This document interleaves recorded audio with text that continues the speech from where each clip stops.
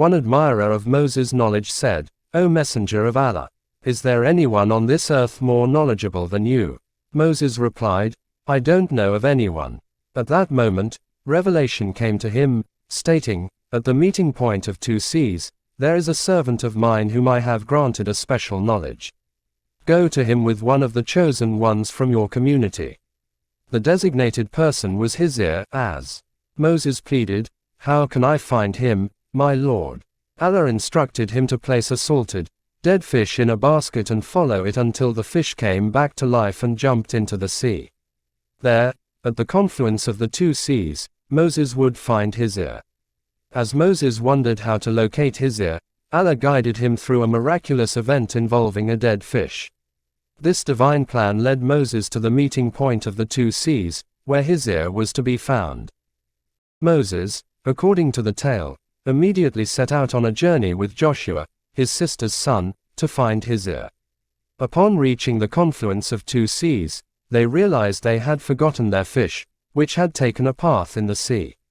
After a considerable distance, they eventually sat under a tree. As they continued past the meeting point, Moses said to his companion, "Bring us our meal. Indeed, we have become exhausted during this journey." Joshua suddenly recalled, "I left them at the place where the fish jumped into the sea." They retraced their steps back to the confluence of the two seas. Musa and Joshua embarked on a journey to find Khidr, and as they reached the confluence of two seas, they encountered a moment of forgetfulness with their fish. The fish had taken an unexpected path in the sea, causing them to sit under a tree, fatigued from their travels. Moses, feeling the strain of the journey, asked Joshua to retrieve their provisions. It was then that Joshua remembered, "I left them where the fish leaped into the sea." They retraced their steps back to the point where the two seas met. The place we were searching for. He spotted the individual indicated by the divine revelation, draped in a cloak, atop a rock, and greeted him, saying, "I am Moses." In response, Khidr, as acknowledged, "So, you are Moses, the prophet of the children of Israel." Moses inquired, "Are you the most knowledgeable among people, as Allah has informed me?" Khidr as replied, "O Moses, Allah has granted me a knowledge that you do not possess, just as He has given you knowledge that I do not have."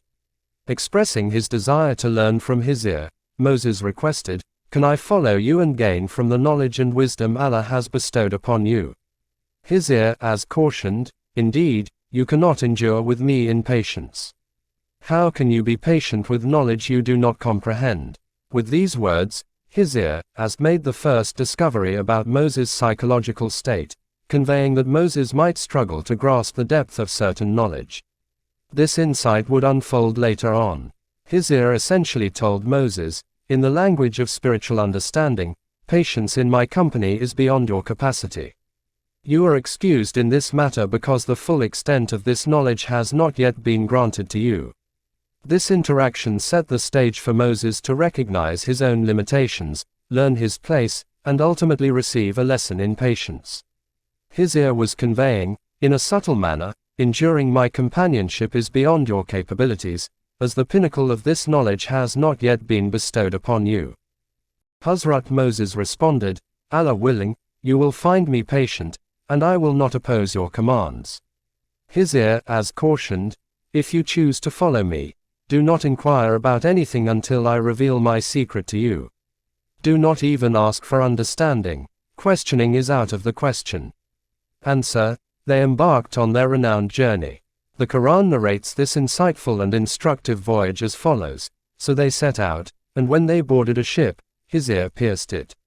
Moses exclaimed, "Did you pierce it to drown its people? Indeed, you have done a grievous thing." Khidr as responded, "Did I not tell you that you would not be able to endure patiently with me?" In this encounter, Moses pledged obedience, but Khidr set a condition: no questioning. As events unfolded, Moses, unable to contain his curiosity, questioned Khidr's seemingly questionable actions. This laid the foundation for the profound lessons that were yet to unfold on their journey. Khidr's firm stance on not questioning his actions served as a crucial element in testing Moses' ability to remain patient and trust the wisdom of divine knowledge. Moses and Khidr continued their journey, and when they encountered a young boy, Khidr swiftly took his life. Moses protested, exclaiming, "How can you unjustly take an innocent life? Indeed, you have committed a grave act." Khidr reminded him, "Did I not tell you that you would not be able to endure patiently with me?" Moses, realizing the challenge, declared, "If I ask you anything further, then do not keep me in your company. I have reached the limit of excuses."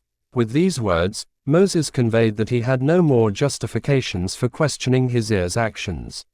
Undeterred, they continued their journey and reached a village seeking hospitality. However, the villagers refused to host them. Soon, they encountered a crumbling wall, which Khidr promptly repaired. Moses remarked, "If you wished, you could have asked for a wage for your effort."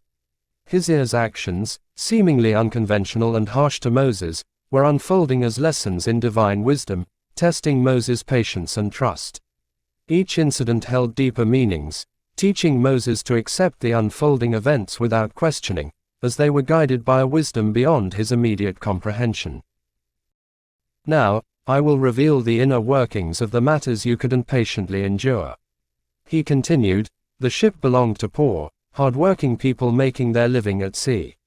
I intended to make it defective because there was a king behind them who seized every sound ship. Concerning the young boy, his parents were believers, and I feared that he might lead them into rebellion and ingratitude. Thus, we wished for their Lord to grant them a purer and more compassionate child in his stead." As for the repaired wall, Khidr elucidated, "In the city, there were 2 orphan boys with a treasure beneath the wall, and their father was a righteous man. Their Lord intended for them to reach maturity, find their treasure as a mercy from Him, and as a consequence of His will. I did not act independently. This is the inner reality of the matters you found difficult to endure patiently." Khidr's explanations unfolded the hidden wisdom behind each seemingly perplexing action, emphasizing the divine purpose and mercy embedded in events that initially appeared beyond comprehension.